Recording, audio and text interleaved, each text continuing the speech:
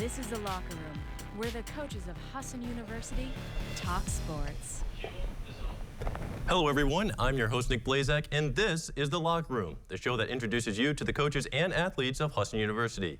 On today's show, we are pleased to be joined by Interim Head Coach of the men's lacrosse team, Michael Craig. Coach, thanks for coming on the show today. Yeah, you're welcome. Thanks for having me. Could you start by providing a little bit of a background about your roles here at Husson for the people watching that may not know a lot about you? Certainly. So I'm filling in as the head coach for right now. I'm hoping to be here on a longer-term basis. I'll come up for review at the end of May. I'm also taking care of the Swan Center and filling in with facility work, so sort of general maintenance around the athletic department and helping out with game time sort of responsibilities too. Prior to being head coach, you were a long stick midfielder in 2012 and defensive coordinator in 2014. As a Husson alumni, how does it feel to return to the helm? It's unbelievable. I couldn't be happier, and it's really just blessed to have such a wonderful opportunity. Leaving Husson was really hard, and to get to come back is just a great joy for me.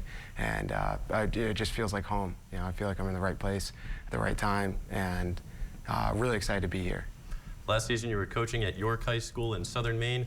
What are the differences in between coaching a high school level team in comparison to a college level team? I think the biggest difference is the amount of time you get to spend with your players. High school, it's kind of hard. You only get 2 hours a day with them, and where I didn't work at the high school, I wasn't intimately involved with them during the day. So difference is here, I get to spend, especially when we're in season, I'm spending a lot of time with them. We have workouts where guys come in and do that. Guys will stop in the office a lot as well. I have an open door policy with that, which is great, and the players have been receptive to that. And we'll, just kind of stop by, shoot the breeze about whatever, and it's really nice to have a little bit more impact. And I think that's probably the biggest difference is the amount of time you get to spend with your athletes. Coach, you inherited a team that went 9-7 overall last season with a record of 5-3 in North Atlantic Conference play, including a quarterfinal win in the playoffs. How does it feel to coach a team that is seemingly always in the hunt for the championship? It's great. It's basically being handed the keys of a Porsche and told not to crash it. So certainly there's some pressure there, but I always feel that player or coach do better when there's high expectations. And I've always loved the limelight when I was playing, and I think it's important to have those kind of lofty expectations to win a NAC, and that's what we set out to do every year, is to win the championship. And to have this talent of a team is really a blessing, and to be there. Obviously, we need to take the next step. We haven't won one yet, but this is a great team to do it with. What has the overall reception been by players in you taking over the leadership role for Marsh Gray? Overall, I've gotten a great reception from the guys. I knew a lot of them before, having been an assistant here before. The freshmen and some of the sophomores I didn't know, so it's been a pleasure to get to know them, not just as players, but as individuals as well. And so that's been a real treat. And overall, just a great reception. I couldn't ask for a better group of guys, and they've been super welcoming, and they bought in day one, and they're all ready to do whatever it takes to win that championship. Working alongside you is second-year assistant coach Mark Nardelli. Now, the two of you played together in 2012. What is it like managing the team with a former teammate? It's a real treat. It's a unique opportunity. He's one of my best friends, and to get to coach and go to work with him every day it's really fun. And that's a big thing, to remember that it is a sport and to have fun, and that carries over naturally with our coaching staff. This is a highlight of our day. Every day we go out to practice. So I think that's carried over with the guys. The guys are having a lot of fun playing right now, and he's a big reason for that. And he's been really a godsend. Great work ethic, a tenacious recruiter, and to see him in a big coaching role is really exciting, because it wasn't that long ago we were playing together. As you two continue to build a relationship and build rapport with the players, what kind of philosophies or mentality are you implementing?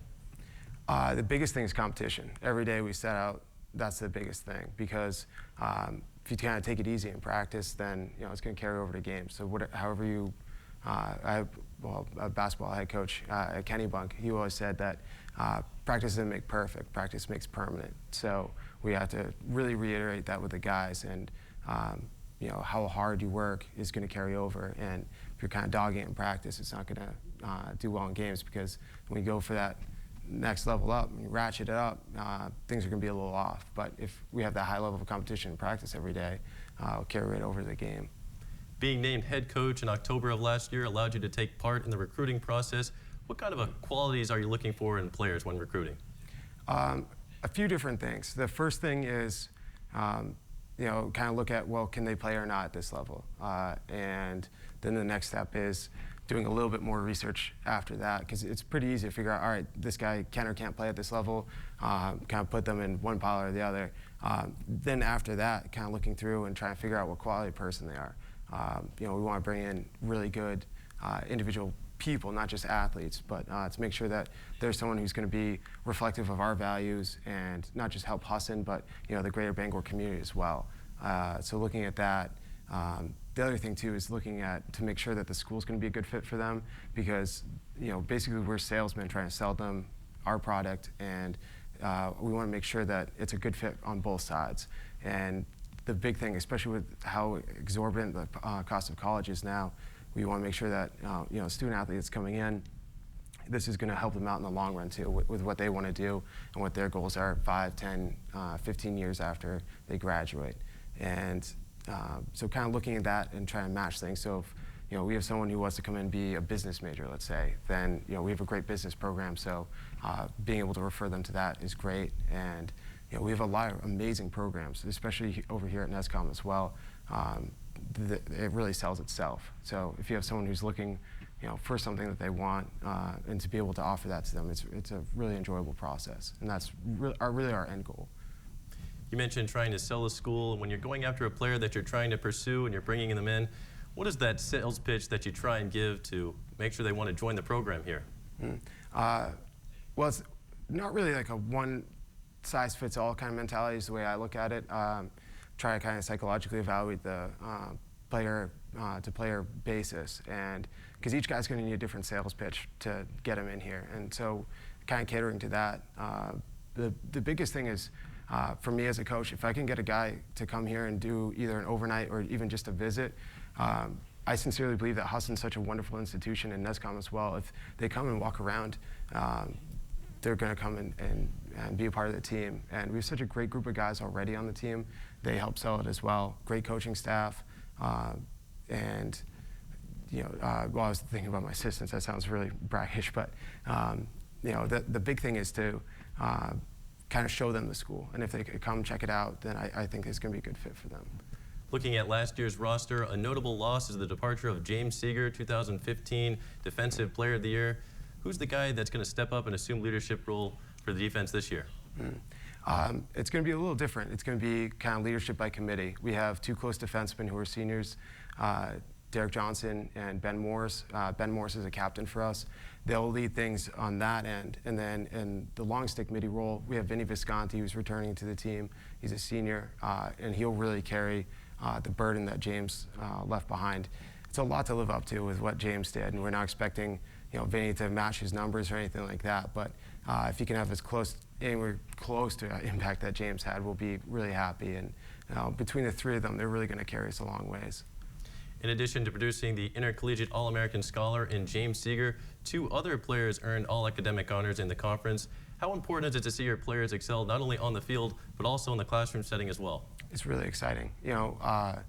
It's a great opportunity for me to be a cheerleader and really celebrate that with the guys. And it's always great when you have guys doing that, because there were times where I struggled in college academically, so I know that struggle. I know how hard the work is, and to see the guys be able to succeed on the field and off the field like that, it's really great, and it's a sign of maturity, and I think it really just hones in on how great student athletes we have on the lacrosse team right now too. Last year, sophomores Tom LePage and Andrew Tarr manned the crease for Husson. Who appears to be the front runner for the Eagles this year? It's a tough race right now. So it's going to be between 2 freshmen. We had a couple goalies to start, a couple transferred out, and a couple unfortunately weren't able to play this spring. So it'll be between Matty Martin and Nick Z, and it's going to be a dogfight. Probably go goalie by committee. I don't really like doing it, but we'll probably do that to start. and then kind of figure out who's going to be the lead dog there. If we have to go goalie by committee for the whole way, that's fine. They're both tremendously talented. They both do things, they have different skill sets, so it's fun to watch them play too, because they have a very different approach to goalkeeping. So really not sure at this point, which is interesting heading into a game, Wednesday, and we're still not 100% sure who's going to start for us.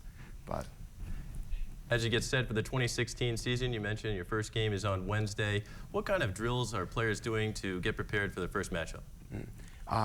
Well, they're going to have a couple days off, so yesterday and today, kind of getting after it, getting our last chance to really get some more cardio work in, fine-tuning, our sets, things like that. So a lot of 6-on-6 play, a lot of transition play, and early on games, either late February, early March, they tend to be sloppy. So we've practiced a lot of unsettled play, so that we're kind of used to being in the chaotic elements. And I think that's when we play at our best, is when kind of balls on the ground, got an uneven situation, and offensively we're good at putting the ball in the net then, and defensively we're good at getting it out of our end as well. So that's a huge part of lacrosse, having the unsettled play. But so try and hit that home every day. Coach Husson is slated to play 5 out-of-conference matchups before getting into conference play in the North Atlantic Conference. How are you guys getting prepared with those 5 matchups, and what are you trying to look for the most in your players' performance? Certainly. The biggest thing, I guess, is trying to figure out hierarchy, because we're still playing with our lineups a little bit. And it's nice because when you're out of conference, you get a chance to kind of manipulate it, try a couple different things before you get into the games that really count. And not that these games don't count, but having the automatic qualifier for a conference, the conference play, is really important for us. And out of conference play allows you to kind of experiment a little bit more, see who clicks well with who, and then basically looking to see who's going to step up and be a leader for us, offensively, defensively, kind of across the board there, and hopefully get some wins there early and set the tone early, kind of get the ball rolling, and then after a few wins, roll into conference play. It helps a lot with our confidence. So hoping for that. As you get set to take the field, players are getting amped up, emotions are running high. Do you deliver any pregame message to the players? Yeah, it depends on the game. Sometimes the guys are fired up and they don't need extra talk. Sometimes they need a little bit more. They need a kick in the butt, and that's really the biggest job, I think, before a game, is kind of read the team, and we'll do pregame warm-ups to kind of see how the guys are moving around, and that will really dictate how I'm going to be thinking about it heading into the game, and how I'll address them. But yeah, if every now and again, if they need a big rah-rah speech, I'm certainly fine with that. But we have a lot of really good self-starters, so sometimes they just need all right, let's go, head out, call it a day. And especially in practice, it's nice having a big cast of assistant coaches and a lot of senior leadership. So a lot of times those are the guys delivering the messages, and to just kind of sit back and watch watch how everyone interacts has been a real treat as well. So I'm fine with having a hands-off approach at times, and I know there are times where kind of need to be a little bit more involved, but kind of moment by moment. All right, well, with that, we're going to take our first break. When we come back, we'll take a look at the upcoming season. Stay tuned. There's one thing you can never have sex without. It's not something you buy. Or something you take. In fact, there's only one way to get it. It has to be given to you, freely. It's consent. Because sex without it isn't sex. It's rape. Consent. If you don't get it, you don't get it. It's on us to stop sexual assault. Learn how and take the pledge at itsonus.org. Everywhere that we go, he makes people laugh and makes people smile, and I feel like I have that quality. He's the one who always takes me fishing. I watch golf with him. And I watch him cook, because when I grow up, I want to be a cook too. We have the same faces like this. Dad is the one, when you fall, that picks you up. That unconditional sense of presence and reassurance is really what makes him my father. How can I help my daughter with her reading? Searching for help with Dachshund Reading. No. Let me try. Sarah's bright, but when she's reading, she has trouble sounding out words. Playing world music. What? I give up. Wait, I was trying to show you how Sarah feels every day. Frustrating, isn't it? Redirecting to understood.org. Join parents and experts at understood.org, a free online resource about learning and attention issues to help your child thrive. Welcome back to the Locker Room. I'm your host, Nick Blaszczak. We are pleased to be joined by Michael Craig, interim head coach of the men's lacrosse team. Now, Coach, prior to the break, we were talking about preparing for the season and evaluating player performance in non-conference games. The Eagles get their first taste of NAC play in a home matchup against Linden State. How important is it to start out conference play on a high note? I think it's huge. It's paramount that we come out ready to go. We talk about it with especially our younger guys, because we have a really good core of younger guys who are going to contribute a lot early. Every time you go up a level in play, the speed increases a little bit. So it's just about adjusting to that. And you go from high school to college, all right, that's a step up. And then you go from non-conference play to conference play, that's another step up, and so on and so forth. But so the biggest thing is just adjusting to the speed of the game and getting guys on the same page there. And to have that first taste of conference play and to set the tone and kind of let the whole conference know where we're at is huge. So coming in then it's going to be a big deal whether we get it done or not. So, over the course of the season, the Eagles endured quite a bit of traveling for out-of-state matchups. What kind of a toll do away games and long bus rides have on a player? It can be tough. Our challenge as coaches is to make it as easy and comfortable as possible for the players, and to also try and, there's an element where you kind of have to entertain them a little bit. So luckily we have a big stack of movies that we've piled up. So we'll have some different movies, and I'm sure a bunch of the players will bring some stuff as well to help us with that. But it's, I'm not gonna lie, it's a grueling schedule in terms of travel. A lot of overnights, a lot of away time. The other thing too is to set the stage with the guys and let them know that you can't be missing class, because we're going to miss some classes a lot for travel. So it's a lot. Having done it as a student athlete, traveling all over the place. Like when I played at McDaniel College, we flew out to Colorado and played there, and to kind of know what that's like, and I think is a huge asset, because I can relate to what it's like to being a player, and I'm not that far removed where I know what amenities will help them perform. On April 20th, the Eagles will be playing against former Eagles head coach Marsh Gray and the Thomas Terriers this year. Do you think the changes in leadership will serve as an interesting game dynamic? I think so, yeah. Having coached with him before, it's definitely going to be interesting. And there's no love lost between the teams, because Thomas has been a big rival for us for a long time. We've been kind of the big brothers in that matchup for quite a while, especially when I was playing.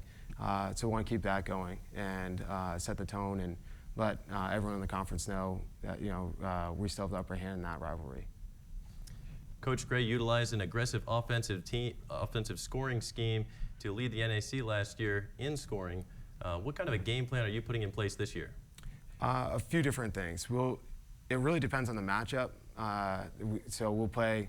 I think the way to play lacrosse is up-tempo. It's the most fun way to play, and it's the way it was designed. And with the rule changes that have been implemented over the last couple of years, you really have to be comfortable playing up-tempo. There's no sense really hanging on the ball forever. And with how good we are in unsettled situations, we'll definitely push the pedal a lot offensively.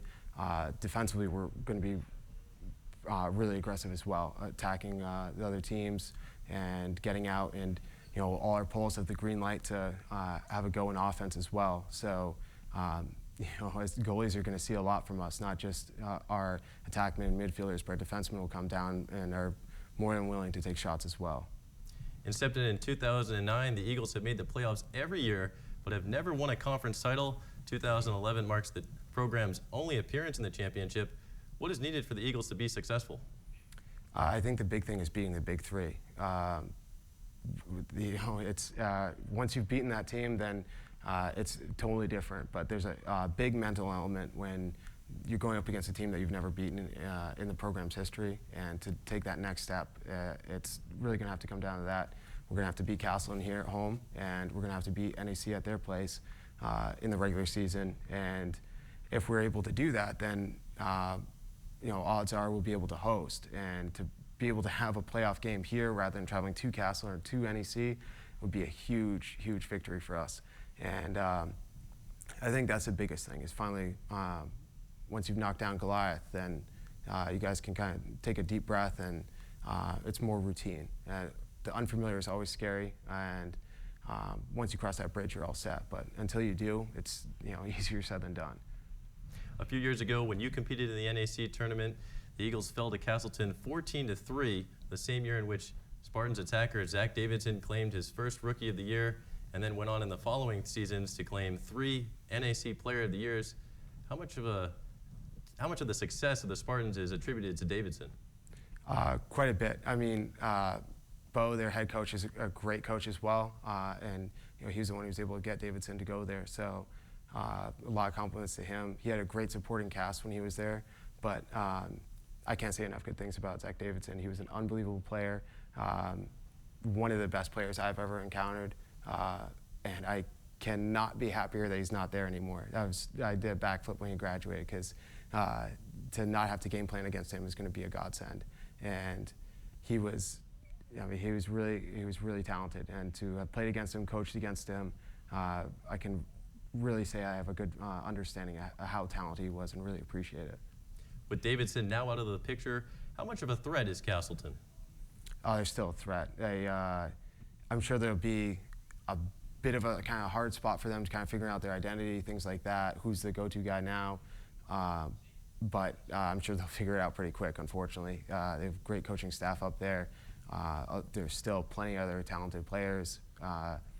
And they've won a lot of NAC titles, and there's still, and they got voted #1 preseason, so there are a lot of other coaches out there that think that they're still the team to beat. Last year, speaking of posing a threat, attacker Brandon Corbo, he netted 46 goals, created havoc for defenses out there. Now that he's entering his senior year, how is he assisting some of the younger players? He's done a great job of that, mentoring some of the younger guys, just being a great quintessential leader on and off the field, not just telling guys what to do, but showing them by example.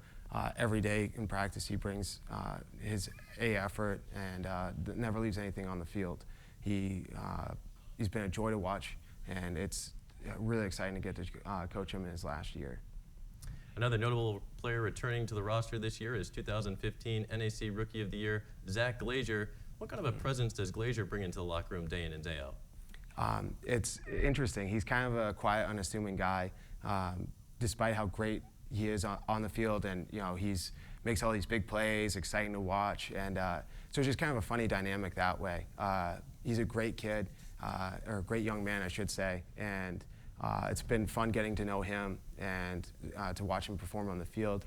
He's dealing with a nagging injury right now, so we're not 100% sure what his timetable is for his return, but been really fun and just a blessing to get to know him, not just as a player, but as a person. And he's supremely talented. I can see why he won the award last year. Throughout the years, attendance continues to rise at lacrosse games. What do you think that says about the popularity of the sport? I think quite a bit. It's really catching on here in Bangor. I saw some kids actually shooting around earlier up on the field, so that's always exciting to see. It's the fastest growing sport in North America right now, and we're trying to facilitate that as well. So anything we can do to help grow the game is great, and for people to come by and check it out is great. And the location of our field, I think, is really conducive to that as well.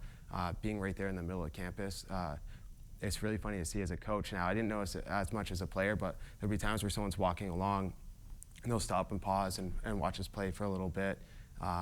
And because I think the newness of the sport to a lot of people is really appealing as well, because people will be like, oh, what's going on over there, and check it out. And we'll play in any environment as well, too. So we've had practices where we played in hail, sleet, rain, snow. I had all that happen already this season. So people are surprised to see us out there, and they'll swing by and check it out. And that's the ultimate goal, is to try and grow the sport and pass it on to as many people as you can, because I'm obviously very biased, but it's my favorite sport, and I think it's the best sport out there. And anyone I can introduce the game to is it's really just a blessing. And there's no greater joy than when you see a kid pick up a stick for the first time, and really, once they start to figure it out, that glow and excitement for the sport is it's intoxicating, and it's really what you try and do as a coach.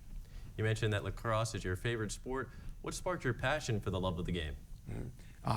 It was it's called a Little Dog Lacrosse Camp, and it was in Kennebunk, where I went to high school. And I was pretty young, and the Myers brothers and among a bunch of other coaches ran the camp.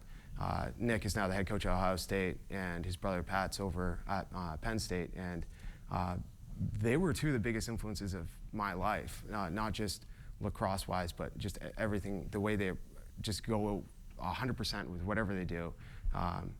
And the pure joy and excitement they had for the game and passing it on to us and teaching us is something that I try and pass on to my players as well. And it was really a blessing, and it was hard not to be excited to show up to camp every day. I actually started with a girls stick my first day at camp, rolled in, and because I didn't know any better the difference between the two. And they talked to me about, they didn't talk to me about that. A couple of other guys did. It was kind of funny, and but the passion they brought to it, and teaching the ins and outs of it, and to watch them and see them at the level they're at now, it's really exciting. And the other thing too, at that time, the MLL was just starting to take off, and to get to go down and see some of the best players in the world play down Lowell, Mass, which was where the Cannons first started to play, was really exciting. And there's a lot of really good lacrosse in New England, so luckily my dad was able to help me out with that and would drive me around, and I dragged him to a lot of lacrosse games, and he was a great sport about that, and basically trying to see as much as I could. I never could get enough as a kid, and still can't now. All right, well, it's been a pleasure having you on the show today. Thank you so much for coming on, and when we come back, we'll recap our Husson Athletes of the Week. Stay tuned.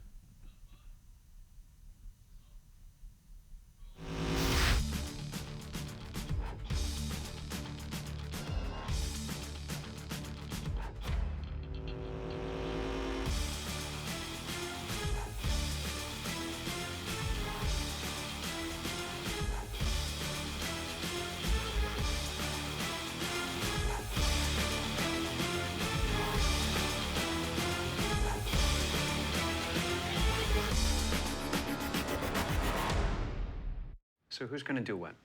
I'll pack the dead batteries. Great. I'll only put what I don't need into a duffel bag. Perfect. That's totally unhelpful. No problem. Meanwhile, I will try to comfort everyone by speaking in a calm voice. And who is going to handle supplies? I can forget to do a list for us. Thanks, pal. We couldn't be any less prepared. I'm proud of you guys. Talk to your kids about who to call, where to meet, what to pack. Visit ready.gov/kids for tips and information. Welcome back to the Locker Room. I'm your host, Nick Blaszczak, and before the break, we were pleased to be joined by head coach of the men's lacrosse team, Michael Craig. We now turn our attention to the Husson Athletes of the Week. We'd like to congratulate this week's Athletes of the Week, Raheem Anderson of the men's basketball team and Erison Allison of the indoor track team. Congratulations to both of them, and good luck to all the teams this week. That's all the time we have for this episode of The Locker Room. We would like to thank Michael Craig for coming on the show today. You can follow The Locker Room at Twitter, The Locker Room on Twitter at lockerroom_TV. If you'd like to watch this episode or any previous episode again, go to our NESCom journalism channel on YouTube. You can catch the next edition of The Locker Room on Friday, March 18th. For everyone working hard behind the scenes, I'm Nick Blaszczak. Have a great rest of your day.